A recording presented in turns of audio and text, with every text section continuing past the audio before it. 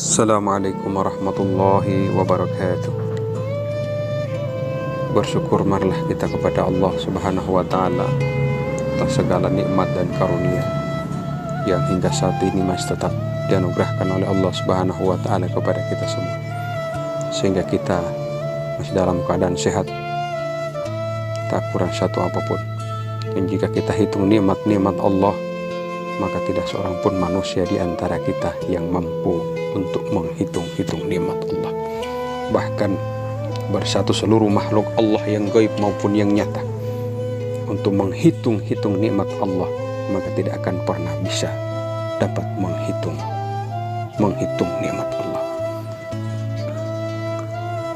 Salawat beserta salam selalu dan selamanya tercurah tiada putus kepada baginda Rasul Muhammad SAW, kepada keluarga, sahabat, tabi'in, dan insya Allah akan sampai kepada kita umat di akhir zaman ini, insya Allah, amin. Ikhwani kaum muslimin yang dirahmati Allah Subhanahu wa Ta'ala, pada kesempatan kali ini marilah kita merenung tentang hakikat atau hikmah di balik bencana-bencana yang sering terjadi, musibah-musibah yang sering terjadi. Allah sering mengingatkan kita dari semua musibah yang sering terjadi. Allah sudah sering mengingatkan kita melalui gempa bumi. Allah sering mengingatkan kita melalui tsunami yang terjadi di berbagai macam daerah.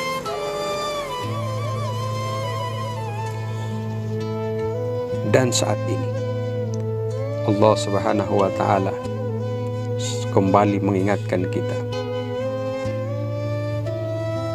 dengan musibah terbesar yang dirasakan oleh seluruh dunia, yang kita kenal dengan virus COVID-19 yang sedang mewabah saat ini, yang sedang melanda dunia, sudah mengancam kehidupan dunia. Maka dengan adanya virus ini, Allah ingatkan kita dengan makhluk yang sangat kecil, dengan makhluk yang tidak kasat mata, yang tidak terlihat oleh mata ini, mampu menjadikan manusia lari terbirit-birit, menjadikan manusia penduduk dunia ini pada ketakutan, pada gelisah, hidup dalam ketidaktenangan, hidup dalam ketidaktentraman oleh karena takut terkena dan terpapar dengan virus ini. Ini hanya merupakan bencana kecil yang Allah turunkan, yang Allah tegur kita melalui bencana ini, melalui virus ini, agar supaya kita yang saat ini hidup dalam kelalaian, Allah kembali ingatkan kita dengan virus ini.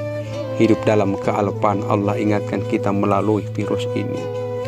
Yang hidup dalam balutan kesalahan, balutan kemaksiatan, Allah ingatkan kita sebagai bentuk cinta Sang Maha Cinta Allah Subhanahu wa Ta'ala kepada umatnya, kepada seluruh hamba-hambanya, agar supaya dengan bencana ini, dengan virus ini, kita kembali mengingat Allah, kita kembali memperbaiki diri, sehingga kita mampu untuk mengintrospeksi diri, muhasabah diri, mengenal tentang hakikat penciptaan diri ini, bahwa tidak lain dan tidak bukan hakikat tentang penciptaan manusia, jin dan manusia, tidak lain dan tidak bukan hanyalah untuk beribadah, menyembah kepada Allah, tenggelam ke dalam kebesaran dan kekuasaan Allah.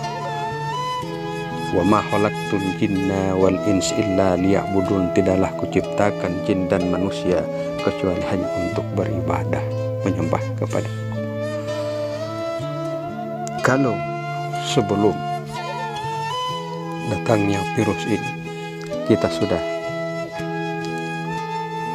sering diingatkan oleh Allah dengan berbagai macam musibah. Ada musibah tanah longsor, ada musibah kebanjiran, ada musibah tsunami, gempa bumi. Allah ingatkan kita melalui kemarau-kemarau yang panjang di mana-mana, agar supaya kita manusia yang lalai saat ini kita akan kembali mengingat Allah, agar manusia yang hidup dalam kealpaan akan kembali kepada Allah, mengingat kepada Allah. Manusia yang berlumuran maksiat insya Allah akan bertaubat dan beristighfar kepada Allah Subhanahu wa ta'ala. Itulah tujuan Allah, agar kita kembali kepadanya. Tujuan Allah mengirimkan bencana virus ini agar supaya kita manusia kembali kepada Allah dan Rasul-Nya, kembali menomorsatukan Allah. Karena sebagaimana yang kita tahu bersama bahwa saat ini dunia sudah semakin canggih.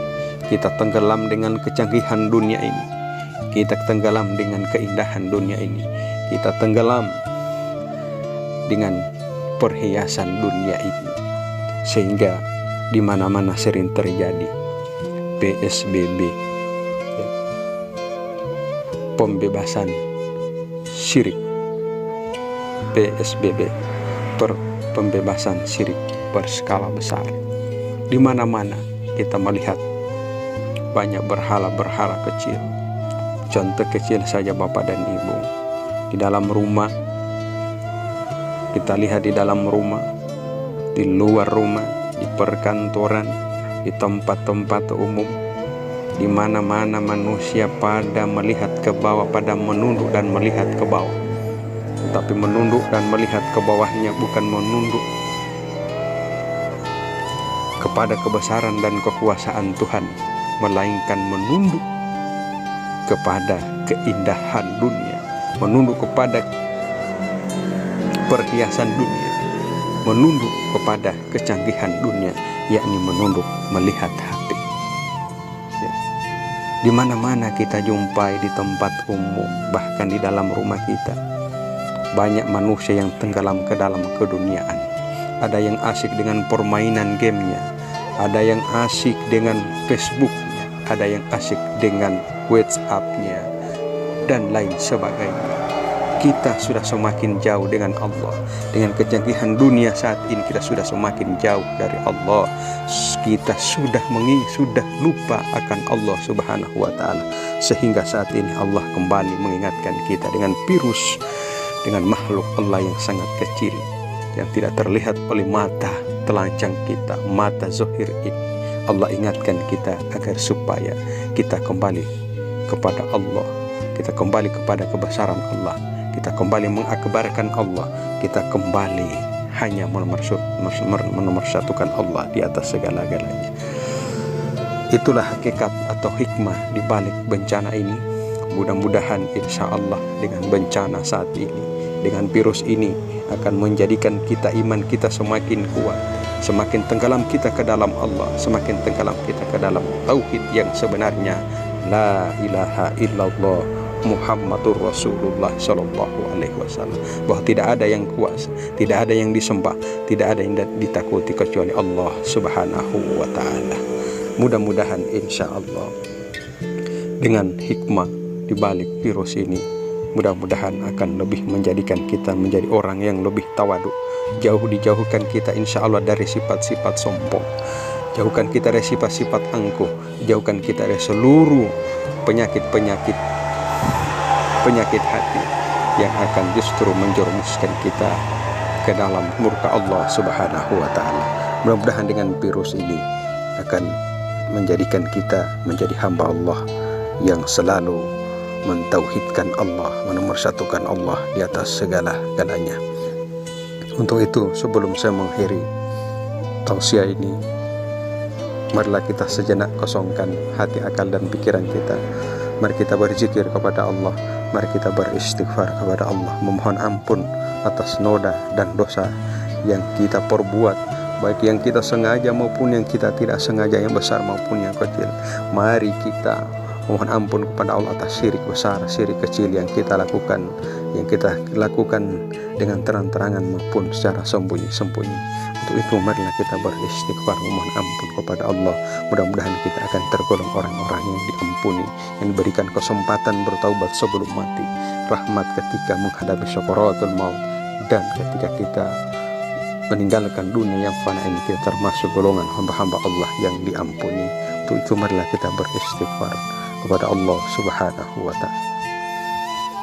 Astaghfirullahaladzim, astaghfirullahaladzim, astaghfirullahaladzim, astaghfirullahaladzim, astaghfirullahaladzim, astaghfirullahaladzim.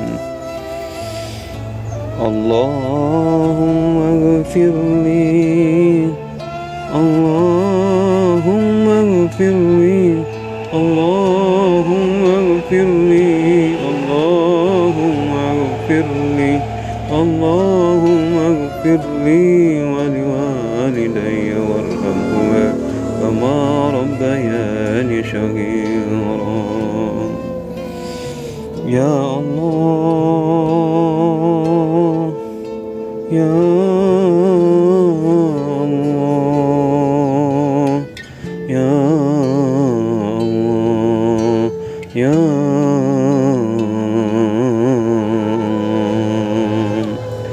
Ya Allah,